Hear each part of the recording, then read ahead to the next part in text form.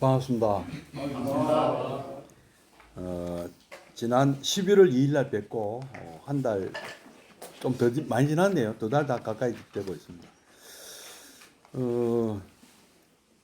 오늘 내일이 동지입니다. 그렇죠? 동지 우리가 그 새해 첫날이 어느 날입니까? 1월 1일이죠. 근데 1월 1일만 새해 첫날이 아니고 그 우리는 새해를 네 번 옵니다. 네 번. 그러니까 신정 있고요. 구정 있고요. 또 언제 있습니까? 입춘이 또 있습니다. 그죠? 근데 또 앞에 동지도 있어요. 동지를 또 새해로 생각하는 경우도 있습니다. 이제 이 동지는 우리 불교하고 상관이 있습니까? 없습니까? 사실은 없습니다. 불교하고는 상관이 없어요. 우리 전통 민속입니다. 우리 전통 문화예요. 근데 아무도 신경을 안 쓰기 때문에 불교에서 잘 활용하고 있습니다. 그렇죠? 일부러 동지에 또 사람들 모이시게 또 하고 이렇게 잘 보존하고 이 문화를 잘 보존하고 잘 활용하고 우리가 잘 이어가야 될 것 같습니다. 그런 의미가 있습니다. 근데 이제 아득한 먼 옛날 참 더 아주 먼 얘기부터 하면은 한 약 100억 년 전에 이 스피커가 좀 소리가 잘 안 들리는데 됩니까? 이거 소리가 안 나네. 그 물리학자들에 의하면 한 100억 년 전쯤에 빅뱅이라는 게 있어가 대폭발이 있어서 이 우주가 생겼대요. 100억 년쯤 전에. 뭐 우리가 가서 확인해 볼 수는 없습니다만은 그 과학자들에 의하면 그러고요. 지구가 생긴 거는 한 40억 년쯤 됐다고 합니다. 그걸 뭐 어떻게 쟀는지 모르지만 뭐 재는 방법이 있다 그러더라고요. 뭐 탄소 측정법 뭐 여러 가지 해가지고 우리가 그 동위원소 반감기라는 게 있잖아요. 반감기 혹시 많이 아시죠? 여러분들 잘 저보다 여기 다 이과생 아닙니까? 주로 대부분. 그래서 잘 아실 텐데 반감기 이런 거 가지고 측정을 한답니다. 그래서 뭐 대략 그 과학자들에 의하면은 우리 지구 역사 약 40억 년, 생명체가 나타난 거는 한 30억 년 전쯤, 그리고 인간이라고 볼 수 있는 이 뭐라 합니까? 그 뭐 어떤 지금 현세 인간이라고 볼 수 있는 분이 약 20만 년쯤 전에 아프리카 지금 에티오피아라는 설도 있고 좀 설이 있는데요. 그 최초로 인류가 등장했다고 이렇게 제가 주장한 건 아니고요. 누가 그 어디 잡지나 드라마 저 뭡니까 다큐멘터리가 나오더라고요. 그래서 그분이 여성인데 성함이 루시라고 하더라고요. 최초의 인류의 이름이 루시다. 그래서 루시라는 영화도 한번 있습니다. 그 관심 있는 분은 혹시 알지 모르겠습니다만은 우리나라 배우도 아주 중요한 인물로 나와요. 거기에 루시라는 영화에. 하여튼 뭐 그건 지금 그 주제가 아니고요. 이 루시라는 이 최초의 인류가 어떤 이런 생각을 했답니다. 뭐 추정컨대 내일에 대해서 생각을 하기 시작했다고 합니다. 내일이 있다. 이게 참 인간으로서 굉장히 중요한 차관인데요. 내일이 있다는 생각을 다른 동물들 아마 못 할 거예요. 오늘 자고 나면 내일 있다.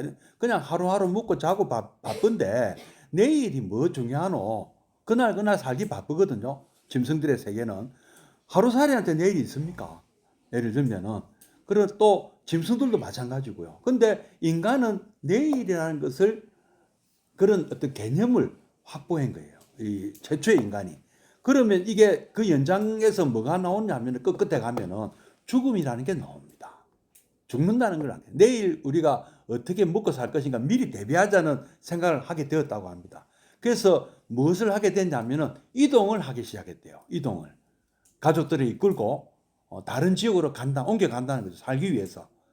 이거는 뭐 유목민들도 그렇게 하고 있지 않습니까? 초원지대에서 뭐 이 풀을 뜯다가 완전히 다 먹진 않는데요. 적당히 먹었다 싶으면 옮긴대요. 다른 풀이 있는 지역으로. 그러면 나중에 지나가 보면 한 바퀴 뺑 돌고 나중에 몇 년 뒤에 오면 그것도 풀이 자라가 있고 이런 식으로 초원지대를 갖고 이동하는 것이 유목민이거든요. 그러니까 처음에 인간은 그렇게 시작한 거예요. 이동으로 먹을 것을 찾아서 가족들을 먹여 살기 위해서는 그만 가만히 있어 갖고는 안 된다는 거죠.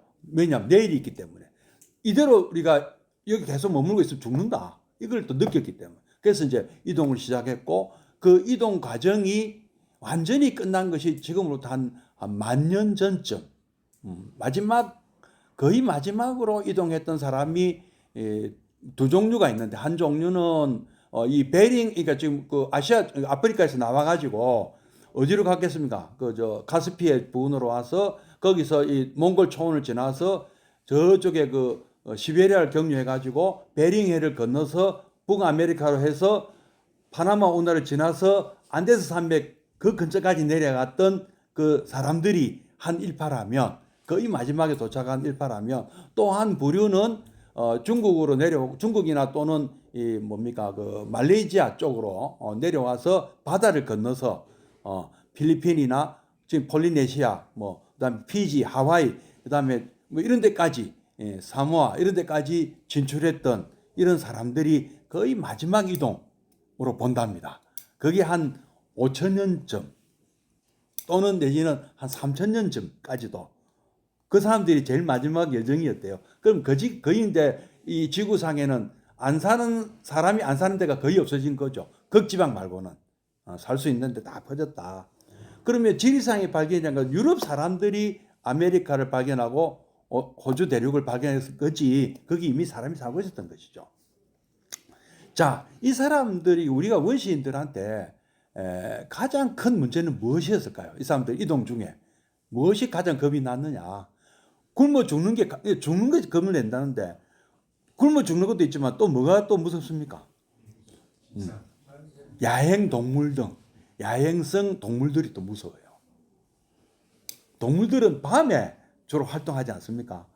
여러분들 밤에 활동하시는 분들 계시죠? 억수 용감한 분들이죠. 근데 지금은 우리가 밤에 활동할 수 있을 정도로 우리나라가 뭐 치안도 좋고 또 조명도 많이 밝으니까 다닐 수 있는 거지. 만약에 이게 없으면 못 다니시겠죠. 그죠? 그건 두려움이라는 게 또 있습니다. 우리에게는. 뭐 동물한테 잡혀 죽는 또 두려움이 있었다. 요게 옛날 사람들의 어떤 걱정거리죠. 번뇌죠. 그게 가장 큰 번뇌. 굶어 죽는 거, 잡혀 먹혀 죽는 거. 이게 걱정거리입니다. 그래서 무엇을 두려워하느냐? 밤이 긴 거를 두려워하는 거예요. 밤이 너무 길면. 오늘 제가 아침에 7시에 나왔는데요. 컴컴했습니다. 7시에. 한여름에는 화원하죠. 7시면 그죠? 그죠? 근데 지금 오늘까지도 계속 지금 밤은 길어지고 있죠. 내일부터는 어떻게 됩니까? 반대로 밤이 이제 낮이 길어지기 시작하죠. 맞습니까? 그래서 이런 이치를 모르는 옛날에 조금 아까 그 루시 이런 분들은 겁이 난 거예요. 그냥 계속 밤이 길어지면 어떻게 되겠습니까? 이러다가 낮이 없는 거 아니야? 어떤 특정 지역에는 낮이 6개월, 밤이 6개월이라는 데 있지 않습니까? 북극 같은데. 그 핀란드 이런 데 가보셨습니까? 혹시 노르웨이 이런 데. 뭐 러시아, 소련 위에도 그렇다 합니까? 그걸 뭐라더라? 백야. 그죠? 6개월 동안 낮이에요. 여름 내내 낮이고, 겨울 내내 밤이고. 그러니까 사람들이 살기 힘든 곳이죠. 그런 데는. 밤이 무섭다 하는 것은 공통된 두려움이었을 거예요. 옛날 고대인들한테는. 그래서 벌벌 떨다가 밤에는 못 다닙니다. 밖에. 그냥 숨어 지내야 돼요. 우리 뭐 농사 못 짓는 게 문제가 아니에요. 옛날에는 해 지면 농사 못 짓다 그만뒀지 않습니까? 일과가 그죠. 해 뜨면 나가서 일 보고 해 뜨자마자 그다음 해 지면 바로 집에 오고 이게 우리 농사 짓는 분들 공통점 아니었습니까? 원시인들은 일단 해가 어스름하면 벌써 그 동굴 속에 숨어야 되는 거예요. 어떻게든 어디든 숨어 들어가야 돼요. 사람이 살아남으려면. 그런데 그래서 이 한 3일쯤 지나면 서서히 해가 길어진다는 걸 느끼잖아요. 그죠? 그런 느낌이 안 들겠습니까? 그래서 이 고대 사람들은 그거를 해가 살아났다, 부활했다고 보는 거예요. 그래서 동지 지나고 3일 뒤에 뭐가 옵니까? 여러분 좋아하시는 분, 젊은 사람들 좋아하는 날이 오잖아요. 예? 크리스마스. 그러니까 이게 원래 예수님 태어난 날이 아니래요. 원래는. 그러니까 옛날에 고대인들은 이러한 내용을 어느 순간부터 알았을 거 아니에요. 동지가 지나면 한 3일쯤 지나면 축제를 하는 거예요. 이제 걱정 안 해도 된다. 더 이상 해가 밤이 길어져서 캄캄한 세상이 오는 건 아니다. 옛날엔 일식만 와도 겁을 냈잖아. 일식 해가 막 가리지면 컴컴해지면 겁을 냈잖아요. 그죠? 원리를 모르니까 겁을 낼 거 아닙니까? 천둥 번개 치는 거를 어떤 하느님이 벌 준다. 우리 어릴 때만 해도 저는 밖에 못 다녀서 겁이 많아. 재를 말지 갖고 나쁜 놈 벼라 만다 하더라고요. 이게 옛날에는 우리 어릴 때만 해도 먹겠다니까요. 다니지 마. 제 많은 놈 벌 만다고. 겁나서 못 다녔어요. 제가 많아가지고. 어린 마음에 뭐 물론 비 맞고 다니지 말라고 하시는 말씀이지만 그게 고지 들어졌단 말입니다. 그래서 이런 축제가 우리 거기만 있었겠습니까? 이런 문화가 있는 곳이 많아요. 소위 말하는 태양을 토템으로 하는 지역에는 이런 게 굉장히 많았습니다. 그러니까 원래 이거는 이집트 쪽 문화였어요. 크리스마스를 기념하는 거는.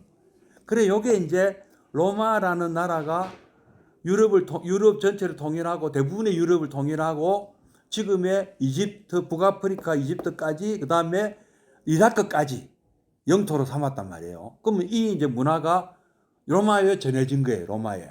그래서 로마의 하나의 축일 비슷한 나라였습니다. 이 날이. 요새 말하는 발렌타인데이 이런 거 있잖아요. 그런 거 비슷한 날이었어요. 그래서 이날 되면은 그 기독교인들이라서 흥분하는 게 아니고 원래 젊은 사람들은 이날을 흥분하는 날이에요. 옛날부터 축제 날이었거든. 그럼 이런 문화가 우리나라에도 없었냐 이거죠. 우리나라는 더 똑똑해가지고 이 사람들보다 동지 당일날 기념을 하는 거예요. 아시겠습니까? 그게 동지예요. 그래서 이날 뭔가 우리 하자 해서 팥죽을 끓여 먹게 된 거예요. 팥죽은 이거 이제 설이 또 여러 가지가 있습니다만은 처용설화라고 혹시 아세요? 처용설화. 신라시대 때 울산에 어떤 임금님이 울산 지금 그때 개운포라고 했는데 울산에 갔다가 용왕의 아들을 데리고 왔어요. 그 사람 이름이 처용이었어요. 그래서 이 사람을 데리고 와서 벼슬도 주고 집도 주고 부하로 삼았는데 이 처용이 어느 날 그 결혼도 시켜주고 했는데 어느 날 돌아와 보니까 동경 밝은 달에 밤들이 논이다가 들어와 자리 보니 가로이 너희라라 이런 시조 옛날 그 가사라 그러죠. 이런 거를 그죠. 요런 게 있는데 이 내용이 뭐냐면은 들어보니까 방에 남자가 있더라 이 말입니다. 자기 부인이 있는 방에 누가 들어와 있더라. 그래서 이미 뺏겼으니 어쩌겠노 하고 물러났다는 설이 있어요. 이게 서용설화인데 그래서 그 조용무라는 탈을 쓰고 하는 그 춤도 있습니다. 이게 왜 얘기를 하냐면은 이 설화의 바탕으로 해가지고 역시 들어온 사람을 갖다가 역신으로 보고 나쁜 어떤 그런 악마 같은 존재, 귀신 같은 존재 이런 걸로 보고 빨간 기운을 뿌리면 퇴치를 할 수 있다. 나쁜 기운을. 그래서 우리가 팥죽을 끓이고 막 벽에 바르기도 했어요. 옛날에는 밖에다 그죠? 그 기억나십니까? 마치 어린애 태어났을 때 급줄 치는 것 비슷한 그런 개념이었어요. 그죠? 그래서 이런 것들이 이 한겨울에 어떤 그런 나쁜 기운을 쫓아준다 하는 그런 또 걸로 내려왔다는 설도 있습니다. 여러 가지 설이 있습니다. 그죠? 근데 진짜 뿌리는 뭐냐면은 이 태양이 뜨고 사계절이 있는 나라마다 다 그런 춘분, 추분, 동지, 하지가 있는 지역은 다 그런 비슷비슷한 그런 풍습이 있었다고 보는 것이 맞을 것 같아요. 제 생각에는. 그래서 동지는 우리나라만의 문화는 아니고요. 비슷비슷한 크리스마스까지도 그 비슷한 문화의 하나로 저는 본다는 거죠. 그러나 우리는 그거를 우리만의 방식으로 팥죽이라는 팥죽을 먹거나 뭐 팥떡을 먹거나 또는 밥을 먹거나 이런 식으로 그걸 우리가 이제 우리 문화로 가꾸고 온 건데요. 이 24절기는 양력으로 가잖아요. 동지는. 근데 우리 주로 음력 많이 보잖아요. 그죠? 우리는. 근데 양력이기 때문에 음력으로 하고 일치가 안 돼요. 어떤 때는 동지 달이지만 동지 달 금음께 오는 수가 있습니다. 동지 날이 12월 22일이 21일 또는 22일인데 딱 정확하게 해가 딱 긴 그 순간을 딱 따지는데 그게 음력으로는 왔다 갔다 할 수가 있다는 거죠. 11월 안에 벗어나진 또 안 해. 희한하게. 동지달을 그래서 동지달이라 하는 거예요. 11월을 음력 11월을 동지가 왔다 갔다 하긴 하는데 이번에 올해 그 윤달이 있었지 않습니까? 그래서 올해는 빠른 거예요. 이게 윤달이 있었기 때문에 이게 저 뒤로 가면 한 달 중간에 넣어가지고 앞으로 확 땡겨 오는 거예요. 그래서 올해는 11월 초사흘, 내일이 초사흘이죠. 오늘 초이틀이고. 그래서 초순에 오는 거를 소동지, 중순에 오는 거를 중동지, 하순에 오는 거를 노동지라고 합니다. 그러면 지금은 태어난 지가 노동지라는 건 인간의 나이로 하면은 30일로 쳐서 90살이라는 얘기거든요.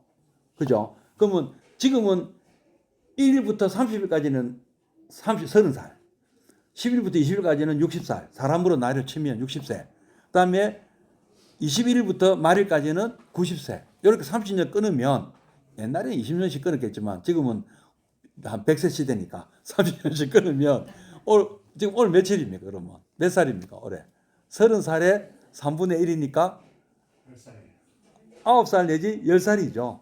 그죠? 인간의 나이를 치면 3일째니까 오늘 우리는 6살밖에 안 되고 이틀밖에 안 됐으니까 어제 태어났다 아닙니까? 어제 11월 초잖아요. 동지가 11월 3일이 동지란 말이에요. 그러면 이 음력으로 치면은 막 7살에서 9살 사이가 되는 거예요. 그러니까 아주 아기는 또 아니라, 그러니까 초하루 아니면 이틀이 아기라, 그렇죠? 이해가 되시는지 모르겠습니다. 그래서 아기는 뜨거운 거 먹으면 안 된다 해가지고 팥죽을 안 끓여요, 원래 아기 동지 날은. 그래서 뭐 3일까지는 아기 동지라고 볼 수 있고 또 안 볼 수도 있습니다. 이건 그렇다는 얘기가 이제 전해오는 거예요. 이게 좀 약간 누가 만든 것 같아요. 뭐 진짜 그런 게 있을까요? 삼신할매가 있어서 그런 거 한 것 같습니까? 하여튼 이런 옛날 우리 전통 문화로 재밌잖아요. 또 그것도 그죠? 얘기 그래 비유하니까 그래 보시면 안 되겠나 싶습니다. 자, 이제 밤 얘기가 나왔는데 옛날에 히말라야 어느 산에 이런 새가 있었대요. 이 새는 아침에 해가 탁 뜨면은 이제 해가 탁 뜨면은 기분 좋게 막 신나게 날아다닌대 하루 종일 낮에는 막 신나게 다녀 막 여기 갔다 저기 갔다 막 신나게 다니는데 밤이 되면 추워서 벌벌벌벌 떤대요. 밤새도록. 그럼 밤에 무슨 생각을 하느냐면은 내일 아침에 날이 밝는 대로 내 둥지를 만들어야 되겠다. 밤에 너무 추워서 이거 못 살겠다 하고 밤새도록 추위에 떨면서 각오를 막 한답니다. 내는 일어나면 꼭 둥지 만들어야지. 밤새도록 벌벌 떨면서. 근데 아침에 딱 눈 뜨면 그 생각이 싹 달라고. 놀자, 어디 가자, 놀러 가자. 막 친구들끼리 모여가 하루 종일 또 놀고 또 밤 되면 또 벌벌 떨면서 내일 둥지 만들어야지. 예? 그런데요. 이 말씀이 무슨 말씀일까요? 비유가. 이 답이 불교 서람에 있습니다. 이런 얘기들이. 우리가 딱 그러고 산다는 거죠. 우리 인간도 힘들 때는 내가 참 수행도 하고 내가 참 복도 그러고 보니까 내가 공덕도 안 쌓았네. 힘들 때는 저도 좀 약간 잘 나갔거든요 한때. 예. 직장생활 할 때. 그래갖고 공덕을 왜 쌓아야 되는지를 그때는 해도 잘 몰랐습니다. 말은 뭐 들었지만은 왜 내가 봉사활동을 해야 되고 내가 왜 보시를 해야 되고 내가 왜 평소에 이 공덕행을 해야 되는가를 사실상 거의 몰랐습니다. 그냥 내가 잘나서 내가 잘 된 줄 알았어요. 근데 이게 무슨 배터리 떨어지면 기름 떨어지면 차가 안 가는 거 똑같은 것 같아요. 원리가. 잘 나가다가 갑자기 팍 안 되는 거예요. 그 당연하죠. 배터리 충전 안 했는데 당연히 못나 전기차인데. 이 배터리가 뭐냐? 공덕을 이렇게 쌓아놔야 이 배터리에 충전이 돼 있어야 되는 거예요. 이게 안 됐으니까 그냥 막 그동안 잘 되던 것도 잘 안 되고, 공사 다 망한 게 아니고 공사 다 망했어요. 그래갖고 뭐 어쩌 하다 보니까 이제 그렇구나. 내가 너무 이 공덕 쌓는 것에 대해서 너무 소홀했구나.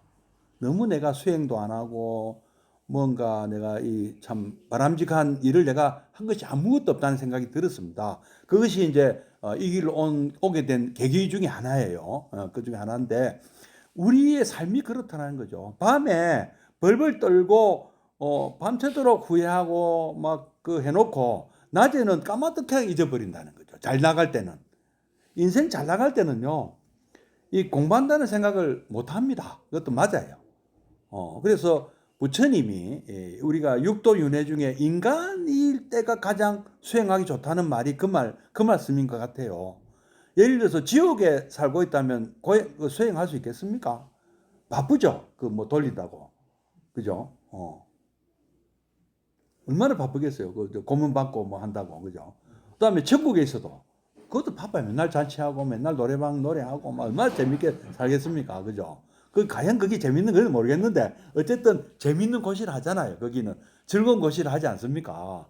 저는 기억이 안 나요. 제가 아마 틀림없이 양쪽 다 갔다 왔을 것 같은데 기억은 전혀 안 납니다. 전생 기억 혹시 기억나신 분 계세요?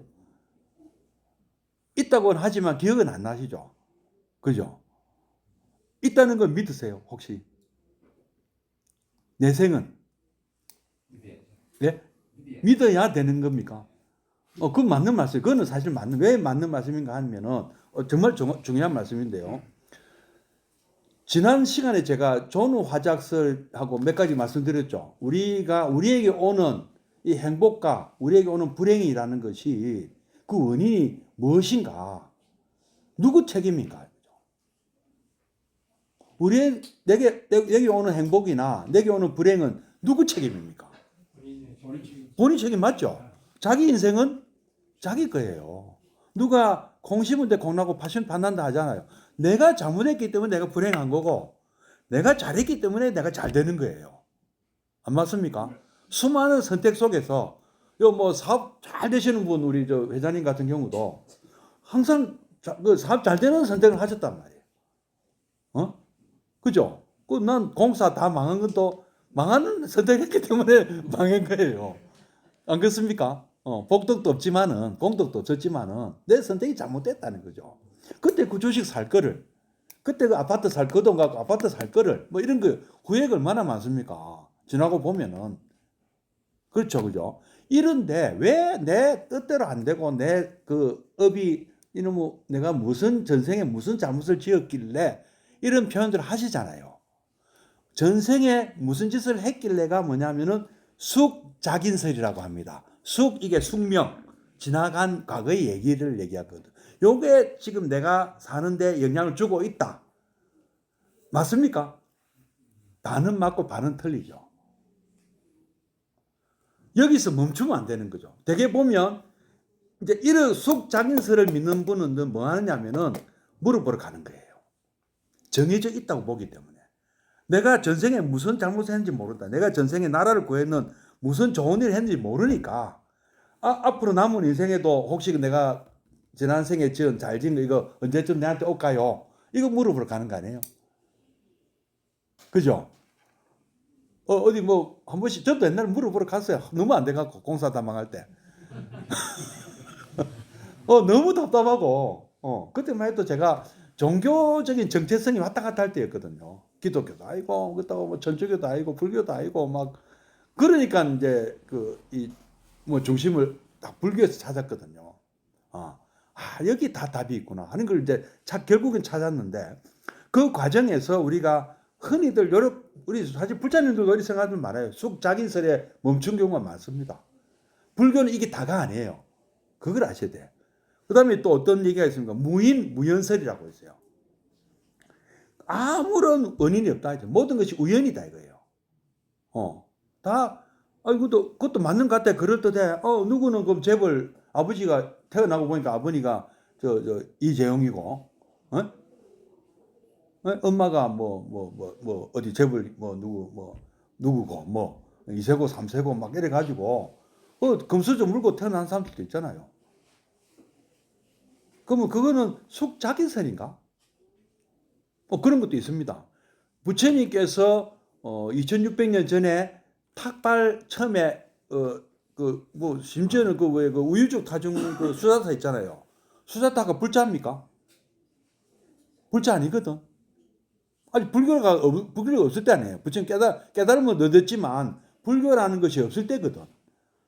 불교는 부처님께서 제자를 모아서 불교가 된 것이지, 불교라는 조직이 형성된 거지, 5 비구에게 가르침을 전하고 난 다음에 불교라는 것이 성립되는 것이지, 부처님 혼자 있을 때는 성립이 안 되는 거거든요. 근데 어쨌든 수자타가 최초에 그걸 했잖아. 공양을 올렸잖아요. 그 다음에 또 5 비구하고 그 공부할 때 처음 그 5 비구 가르칠 때도 2 사람을 가르치고 있을 때 3 사람이 탑발 나가서 먹을 것을 구해오고, 또 그 3 사람을 가르칠 때 2 사람이 또 나가서 탑발해서 먹을 것을 구해와서 같이 나눠 먹었다, 이런 경전의 말씀이 나오거든요.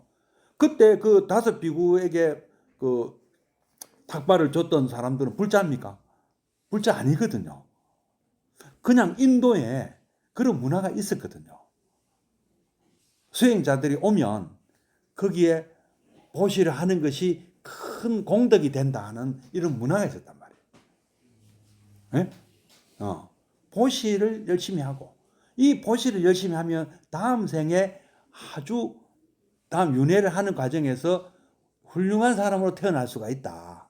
천국에 태어날 수 있다. 이거 많이 하면 천국에도 태어날 수 있다. 이런 믿음이 있었단 말이에요. 인도에서. 지금도 있어요. 윤회에서는 지금도 믿고 있잖아요. 인도 사람들은. 자기들은 당연하게 생각하잖아요. 윤회에 대해서. 우리는 믿어야 되는 거 아닙니까 하는 정도지만 그 사람들이 믿고 있잖아요. 근데 확인이 안 됐으니까 확인 안 된 거를 그냥 꼭 그렇다고 그게 믿는 거잖아요. 근데 부처님은 그렇게 될 수밖에 없다는 걸로 지금 이끄시는 거예요. 제가 지금 그 말씀 드리는 거예요. 아무런 그거 없이 그냥 재수로 태어난 거다. 재수로 태어나고, 재수가 나빠가지고 너는 가난하게 태어나고, 재수가 나빠서 너는 방글라치 태어나고, 재수가 좋아서 너는 노르웨이에 태어났다. 선진국에 기본소득 다 나오는 그런 나라에 막 놀아도 월급 나오는 나라에 태어나고, 어느 놈은 카타르, 또 어느 놈은 아주 가난한 나라로 태어나고 그 카타르 가서 건설 노동자로 일하고 있고, 일용직으로 월급 한 달 60만 원 받고, 카타르 국민은 놀아도 1,000만 원 월급이 나오고, 카타르 태어난 거는 재수 아니냐 이거죠. 그렇게 볼 수도 있잖아요. 이게 이제 무연설인데, 이거는 진리가 아닌가 우리가 금방 알 수 있겠죠. 열심히 노력한 사람이 잘 되는 거 봤잖아요. 우리 또 공부 열심히 한 놈이 공부 잘하지, 탱자탱자 논 사람은 절대 공부 잘할 수가 없거든요. 성적이 좋게 안 나옵니다. 만약에 무연설이 맞다면 오늘 1등 한 놈 내일 꼴찌할 수도 있어야 돼요. 재수로 가는 거니까 시험 쳐가지고. 그러나 그렇진 않잖아요. 실력 있는 사람이 공부 잘하더라. 실력 없으면 공부 못 하고. 이거는 무연설은 맞는 것 같기도 하지만 전혀 맞지가 않거든. 그래서 이거는 진리가 아니다. 그다음에 숙작인설도 그럴듯해 보이지만 그렇다고 우리의 미래가 정해져 있는 것도 아니잖아요. 맞습니까? 어떤 차가 낭떠러지를 향해서 가고 있는데, 저 위에서 내가 내려다보고 있는데 저리 가면 저 낭떠러지 떨어지는데, 그죠? 그죠? 계속 가면 떨어지죠. 그러나 이 사람이 저 낭떠러지 있는 걸 알았어. 내가 지금 막 전화해가지고 글로 가면 낭떠러지예요. 가지 마세요. 했어요. 브레이크 그만 가세요. 하고 내 전화를 받고 이분이 마음 고쳐먹고 방향을 돌렸다. 그러면 안 떨어지죠. 이 부처님 말씀이 이거예요. 지금 잘못된 길을 가고 있지만 우리가 마음 고쳐먹고 방향을 돌리면 살 수 있다는 거예요. 운명을 바꿀 수가 있다. 이게 불교입니다. 그러니까 불교는 그냥 놔두면 간다 죽는다 이게 아니고 정해져 있는 게 아니고 정해져 있는 건 없다. 바꿀 수가 있다는 거예요. 수흑작인설은 이게 반밖에 설명이 안 된다는 거죠. 이거 설명이 안 돼요. 이렇게 가둔 놈이 되돌아올 수 있는 거를 뭐라고 부릅니까? 이게 이제 금강경의 수다원가예요, 이게. 혹시 금강경에 임유 나오죠? 네. 수다원. 네.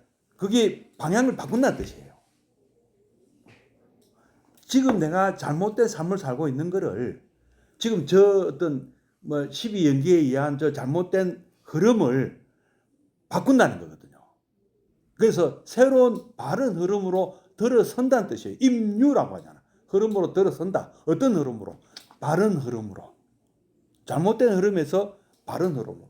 이게 윤회를 인도말로 삼사라라 하거든요. 그냥 떠내려간다는 뜻이에요. 그냥 정처 없이. 근데 이 정처 없이 떠내려가는 거를 바른 길로 돌린다는 거예요. 그래서 이게 이제 임유, 수다원가다. 수다원가는 앞으로 한 7번 정도 왔다 갔다 해야 된다. 뭐 이제 막 그런 게 나옵니다. 그 다음 게 사다음은 뭐죠? 한 번은 왔다 가야 된다. 저 세상 갔다가 와서 이 세상에서 뭐 된다. 그 다음에 아나함가는 안 가도 된다. 가서 안 온다. 이제 거기서 아라한 된다. 아라한가는 지금 여기서 바로 아라한 된다. 이런 얘기 아닙니까? 이런 용어들이 있는데요. 어쨌든 이 흐름과 관계된 그 얘기들이 많이 나옵니다. 흐름이라는 용어가 굉장히 중요해요. 자, 그 다음에 이제 존우 화작설이라는 게 존우 존경스러운 어떤 우상 같은 거에 그것이 그러니까 신을 얘기하는 거예요. 조물주나 자재신 거기가 결정해 준다는 거예요. 우리가 지금 비록 불행해도 신이 우리를 천국에 보내주고 영생도 보장해 준다. 근데 이거 안 믿으면 어떻게 된다? 지옥 간다. 그럼 이거는 그 존우 화작설이라는 말은 결정하는 건 맞죠, 신이? 그죠? 그러면 우리에겐 책임이 없는 거예요. 신이 다 결정하는데.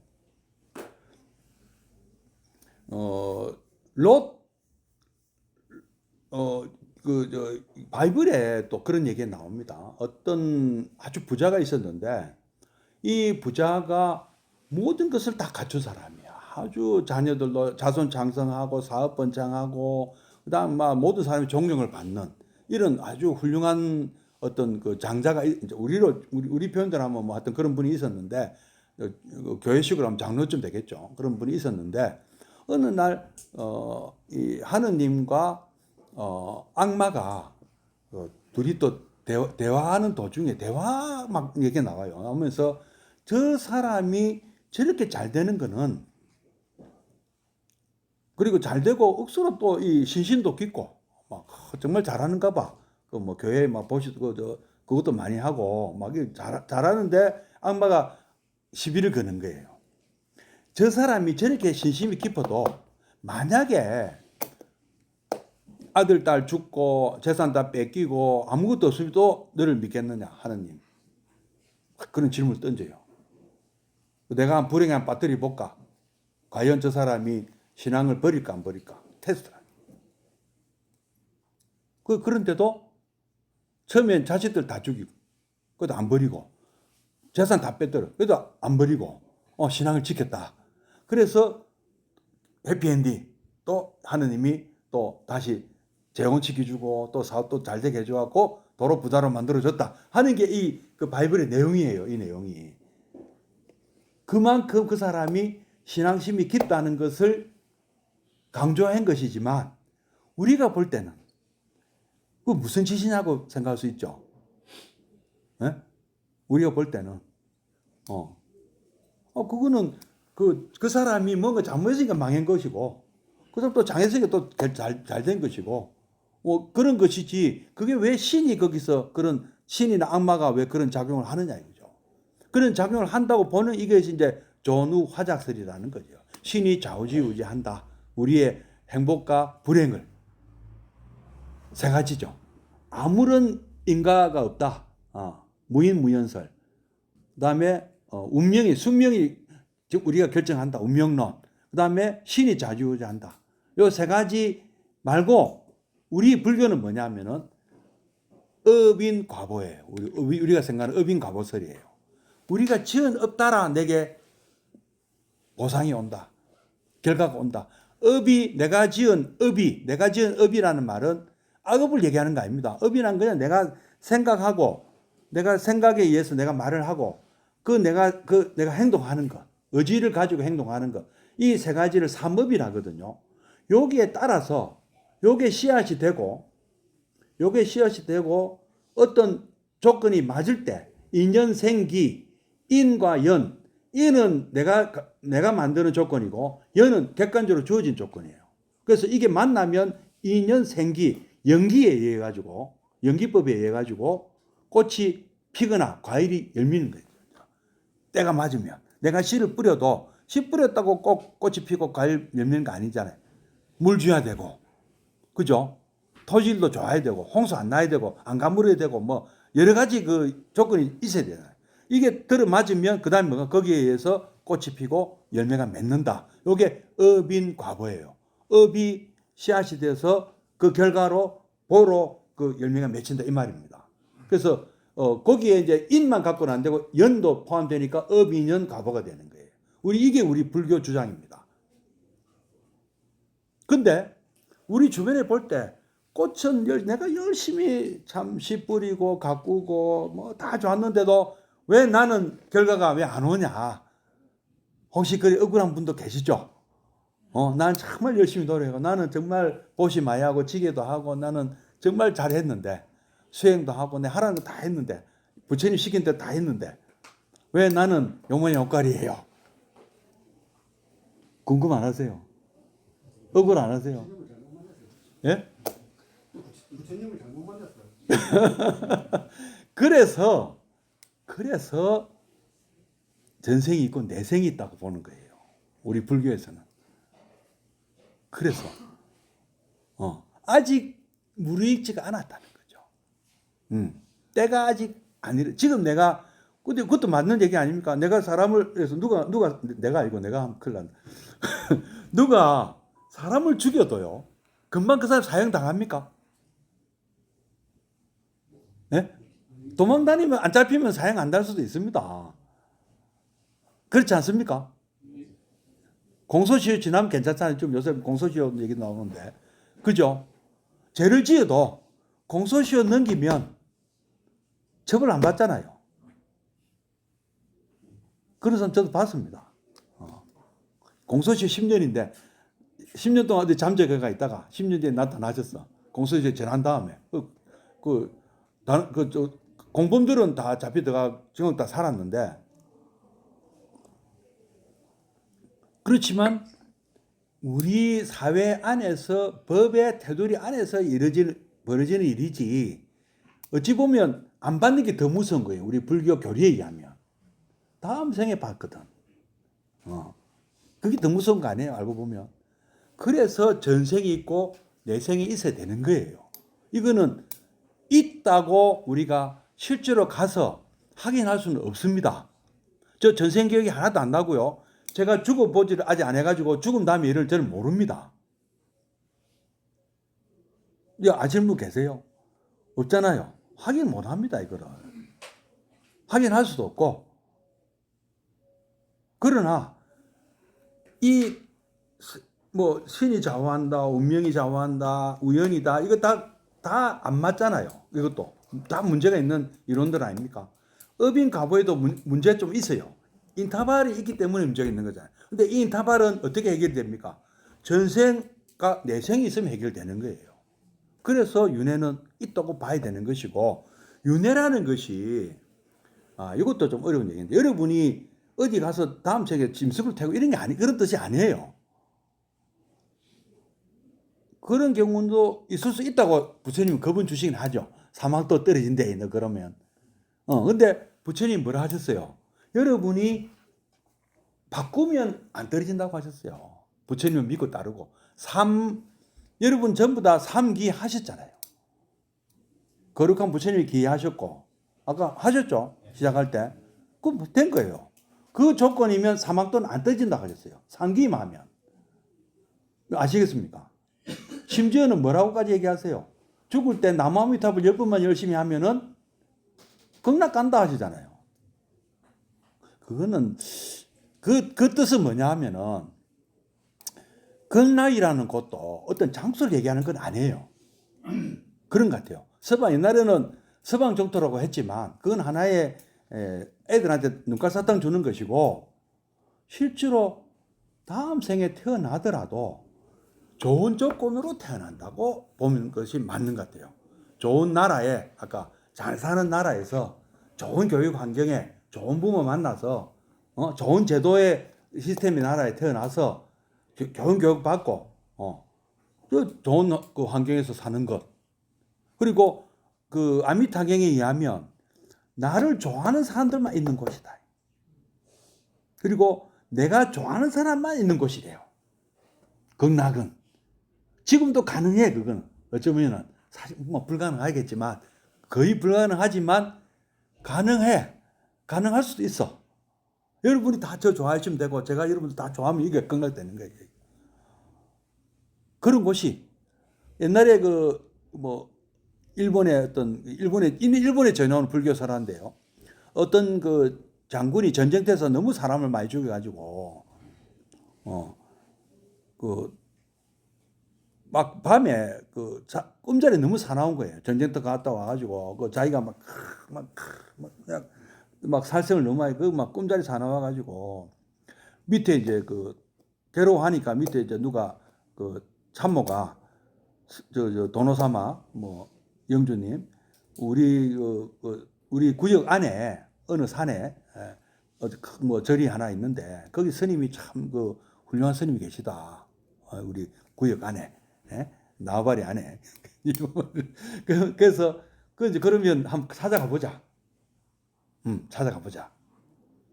네, 꿈자리 사나운데 이거 자꾸 지옥 갈까봐 겁이 나는 거예요. 살생 너무 했거든. 그래서 스님 찾아가갖고 이제 자기는 그래도 높은 사람이잖아요. 최고 영내에서 제일 높은 사람인데 스님 지금 해봤자 다 자기 부하란 말이에요. 우리 동아시아에서는 스님들은 신하입니다. 인도하고 달라요. 문화가. 그죠? 다 칭신을 했다. 황제나 우리나라 우리나라도 그렇고 일본도 그렇고 권력자들한테 일단 신하로 숙인다니까. 이 브라만 계급이 아니에요. 우리 동아시아는요. 그래서 어쨌든 자기의 이제 신민이다. 그 스님도. 그러니까 뻣뻣하게 들어가면서 지옥이라는 게 있는 거요, 없는 거요? 이렇게 질문한 거예요.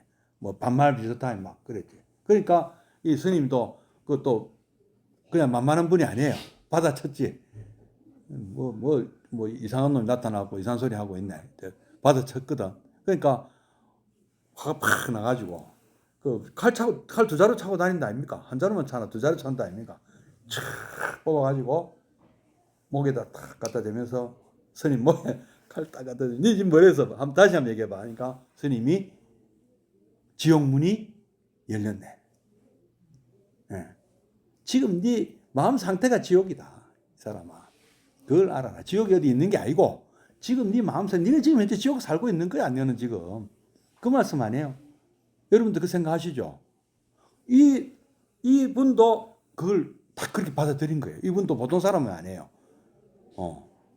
머리 좋은 사람이에요. 알아들은 거예요. 지옥문이 열린다는 말을 알아들었어요. 어이구, 돌아놓고 탁 절하면서 스님, 제가 스님 몰라 뵀습니다. 다음 말씀을 좀 해주십시오. 그럼 어떤 것이 지옥이 어떤 극락입니까? 조금 전에 네 마음 상태가 지옥이고 지금은 네 마음 편해졌지? 예, 편해졌습니다. 그게 극락이야. 편해진 그게 극락이야. 안심법문. 옛날 달마조사하고 달마조사 해가 해가 스님, 예? 해가 스님. 내가 지금 해가 스님도 마찬가지예요. 칼로 자기 팔을 잘랐잖아요. 달마 스님한테 법을 청하기 위해서. 그 왜 그 사람 칼을 차고 다니는 사람이에요. 그 사람도 역시 그런 비슷한 그 어떤 번뇌가 있었다는 얘기예요. 칼을 차고 다녔으니까. 근데 네 그 괴로움을 갖고 와봐라. 내한테 갖고 온나. 없습니다. 그럼 해결됐다.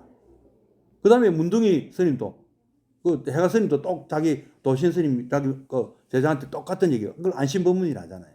물론 그게 다가 아니에요. 다는 아니지만 일단 마음을 찾아보라고 하는 이걸 던져준 거 아닙니까? 마음에서 비롯된 거다. 여러분 마음이 지금 육도윤회 하고 계세요. 하루에도. 날씨가 봄, 여름, 가을, 겨울이 하루에 다 있을 수가 있습니다. 일교차 심한 날은 똑같은 원리로 육도윤회도 하루에도 하세요. 주식 하시는 분들 보면 주식 뭐 옵션 이런 거 있잖아요. 선물 옵션. 하루에 급등급락을 한단 말이에요. 자기 갖고 있는 거 급등했다. 상한가 쳤다. 얼마나 기분 좋아. 그럼 천국이라. 예? 근데 뭐 또 하한가 쳤다. 이러면 뭐야? 지옥이잖아. 예? 맞죠? 그 다음 우리 밥 먹을 때는 뭐죠? 축생이죠. 밥 먹는 거는. 그 다음에 성질 났을 때는 악이고, 술하고. 욕심 낼 때는 그 순간이 악이에요. 안 맞습니까? 다 하고 계시잖아. 천국, 지옥, 축생, 악이, 수라, 인간 다 6개를 돌고 있잖아요. 그런데 지금 여러분은 또 지금 여기 앉아 계시죠? 이거를 성문이라 그래. 성문. 성문은 뭐냐? 부처님 말씀을 듣는 거를 성문이라 하잖아요. 지금 여러분은 성문의 경지에 지금 있는 거예요. 현재. 그 다음에 또 혼자 이렇게 우리 거사님처럼 혼자 이렇게 명상에 들어가지고 뭐 도를 깨달았다. 그럼 영각이라 그래. 그런 분은. 예? 그 다음에 또 여러분이 또 봉사활동 하시고 뭐 보살령 하시잖아요. 그때 또 보살도 돼. 그 다음에 완전히 막 마음이 비워져 가지고 정말 부처님 같은 순간도 있단 말이에요. 그래서 이거를 다 합쳐서 사성육범이라 하거든요. 4가지 성자의 단계와 6가지 범부의 단계. 이거를 하루에도 다 할 수 있습니다. 이런 얘기가 이제 법황에 나오는데요. 어느 한 순간에 저를 보면은 저 나쁜 놈 할 수도 있고요. 누가? 제가 만약에 축생 같은 순간에 저를 만난 사람은 저는 축생 같은 놈이라 하시겠죠. 칙쇼. 일본의 욕이잖아요. 축생이란 말이에요. 네? 근데 또 제가 또 너무 또 거룩한 모습을 보일 때는 아이고 우리 스님 부처님 뭐 상이네요. 이런 분도 있을 거 아니에요. 어느 한 단면만 보면 여러분도 사람 판단을 보통 그리 많이 하세요. 어떤 사람이 아기 같은 상태에 놓일 때 저 아기로 보고요. 네? 어떤 사람이 기분 좋은 그 순간을 보면 저 사람은 참 뭐 맨날 그리 행복한가 봐. 인스타그램에 뭐 행복한 표정 찍고 그 사람 맨날 그럴 것 같습니까? 자기가 천국인 순간만 찍었을 거 아니야. 그죠? 그거 속으면 안 되지. 그래서 우리는 하루에 육도윤회 한다는 말씀이에요. 이 정신, 다 사실 정신 문제고요. 알고 보면은.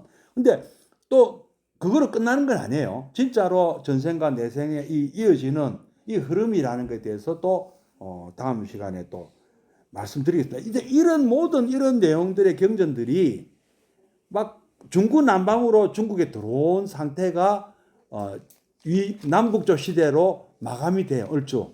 그래서 수나라 때는 마치 분열된 중국의 환경이 수나라로 수문제가 통일할 때는 불교도 좀 통일할 필요가 있다고 생각해서 등장한 것이 지선사의 법화경을 내세웠던 겁니다.